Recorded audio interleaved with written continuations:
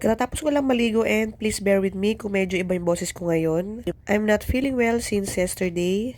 And kung may marereko ako sa inyo this 11/11, isa sa marerecommend ko sa inyo tong Lux Cosmetics na Keratin Hair Mist.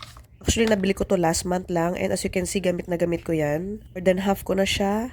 At everyday ko yung ginagamit guys since mahilig nga ako mag-dry ng hair and mag-plancha ng hair.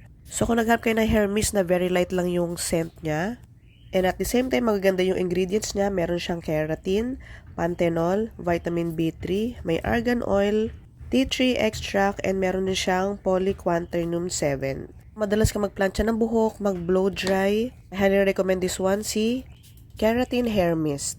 So aside from nakakasmooth siya ng hair, while keeping it protected from sun damage, same time, inahydrate din niya yung hair natin, higing frizz-free din siya. And aside from that, it's FDA approved.